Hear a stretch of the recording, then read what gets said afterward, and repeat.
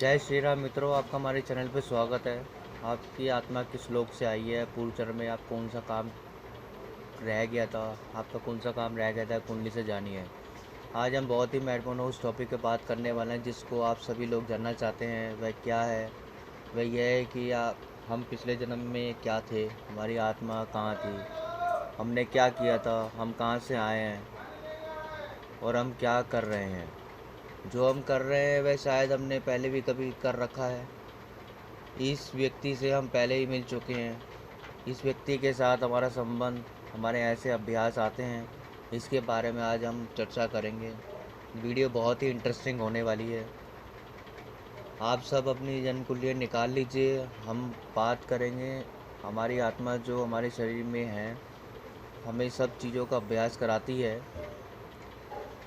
जो हमें अच्छे बुरे की पहचान कराती है, जो हमें अपने पास रखना है या किस चीज़ से दूर जाना है, उस चीज़ का अभ्यास कराती है।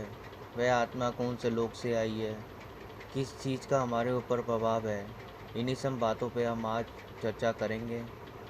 हाँ, अपनी कुंडली पास ज़रूर रख लीजिए, जिससे कि आपको यह पता चले कि आत्मा कौन से लोक में थी, हमारे ऊपर किस चीज़ का अधिक प्रभाव पड़ता है।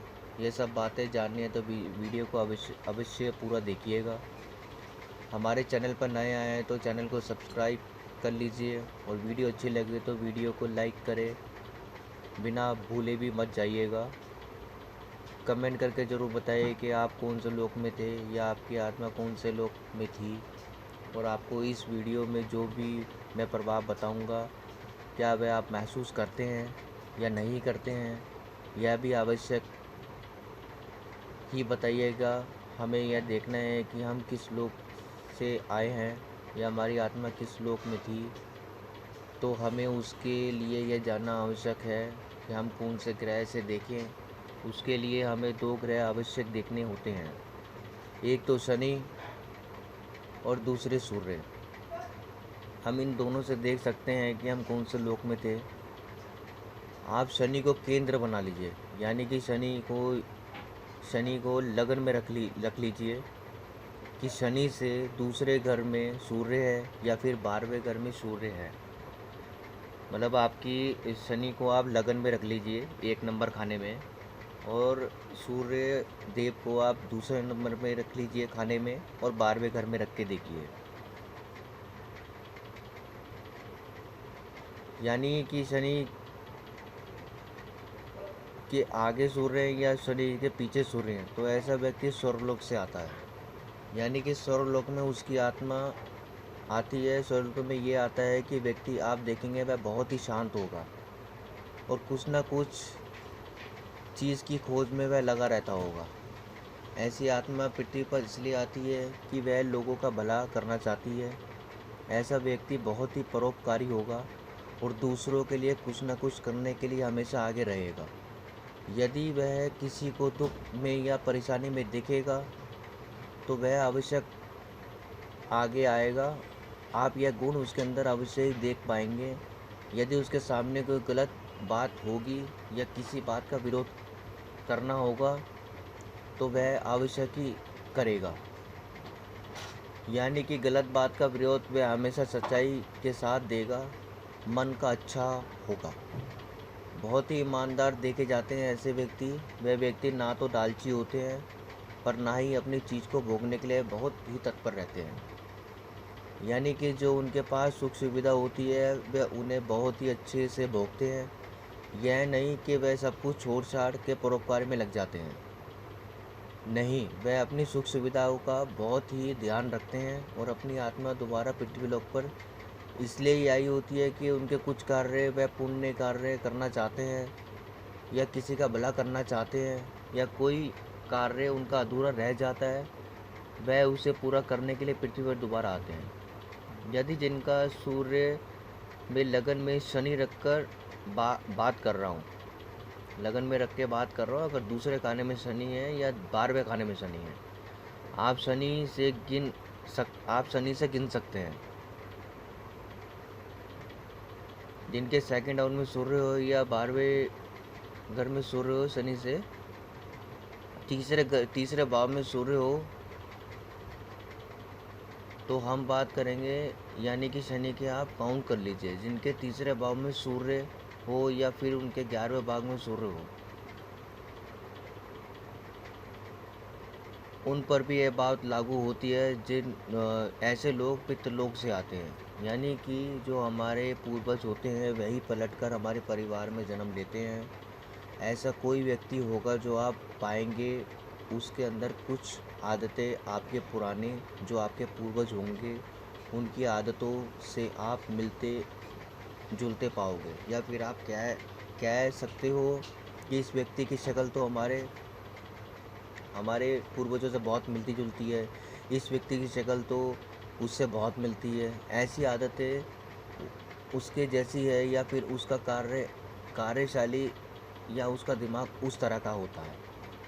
तो वही आपके जो पितर होते हैं वह आपके घर में जन्म लेते हैं, या आपके प्रति उनके कोई कार्य अधूरे रह जाते हैं, या आपको कुछ देने के लिए वह इस पृथ्वी पर जन्म लेते हैं। यदि कोई आपके घर में ऐसा व्यक्ति हो तो आप कमेंट बॉक्स में अवश्य ही लिखकर बताइएगा हमें, यदि आपका सूर्य है पंचम में पंचम में शनि में सूर्य है, या शनि को लगन में रखिए। अगर सूर्य आपका पंचम में, सूर्य देव आपके जो है नवम में है, तो शनि से आप काउंट करके देखिए नवम में जो पड़ता है उसमें यदि आपका सूर्य है तो ऐसे लोग पृथ्वी पे से ही आते हैं, यानी उनका दूसरा जन्म इस पृथ्वी से ही हुआ होता है। जैसे हम कई बार कहते हैं ना, इस व्यक्ति को तो अपने पिछले जन्म की बातें याद हैं, तो यह व्यक्ति पृथ्वी लोक पर ही दोबारा जन्म लेकर आता है, तो वह किसी के प्रेम के प्रति बहुत ज़्यादा आकर्षित होता है, या उसके काम अधूरे रह जाते हैं, या किसी को कुछ देने के लिए आता है, या फिर किसी की सेवा करने के लिए धरती पर आता है। तो उसके लिए मैं कहूँगा आप दोबारा मनुष्य जाति में जन्म हुआ है तो आपको लोगों की सेवा करनी चाहिए, लोगों के प्रति आपको बहुत ही सौम्य रहना चाहिए। यदि आप किसी की भलाई कर सकते हैं तो अपना जीवन बहुत ही अच्छा सफल हो जाएगा। आपको बहुत सारे लोगों की दुआ भी लगेगी, जिससे कि आप दूसरों के काम आ सकते हैं, वह कार्य आपको करने चाहिए। यदि जिनका सूर्य छठे में या अष्टम में हो वह लोग आते हैं पाताल लोक से। यह लोग बहुत ही ज़्यादा गहराई में उतरने वाले होते हैं।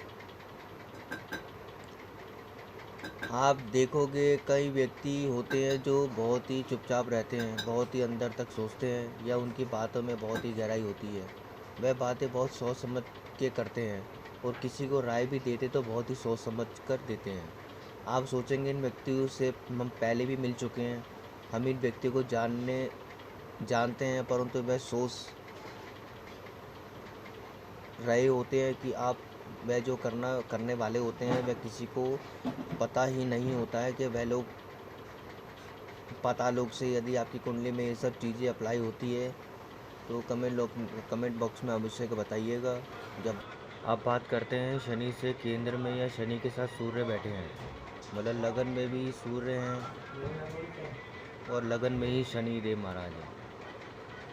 अगर शनि और सूर्य लगन में दोनों साथ बैठे हैं तो उन लोगों की आत्मा कहाँ से आती है? वह आत्मा होती है स्वतंत्र, वो स्वतंत्र हो जाती है और उनको हो गई होती है मुक्ति प्राप्त। वह फिर भी दोबारा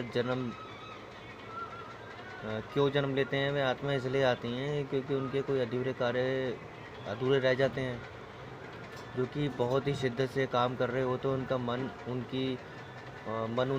उनसे पूरा हो चुका होता है, इसलिए वह मुक्त हो जाती हैं। परंतु कुछ चीज़ें अधूरे रह जाती हैं, कुछ चीज़ों को बताकर पूरी करने वाली होती हैं। वह चीज़ें वह कार्य अपने पूरे करने के लिए वह इस लोक में दोबारा जन्म लेते हैं, और वह यह जीवन भी अपना बहुत ही स्वतंत्र विचारों के साथ अपनी राय एक कदम स्पष्ट तरीके से रखने के साथ अपने जीवन को व्यतीत करते हैं। वह इस जीवन में अपनी परंपराओं से हट के भी कार्य करने में विश्वास रखते हैं, क्योंकि वह होते हैं बहुत ही स्वतंत्र विचारों के। यदि आप पे ये बातें अप्लाई होती हैं तो आपके किसी जानने वाले में भी ये बातें अप्लाई होती हैं तो कृपया कमेंट बॉक्स में बताइएगा और चैनल को लाइक करें, सब्सक्राइब करें, जिससे हमारी आने वाली वीडियो आपको मिलती रहे। जय श्री राम मित्रों।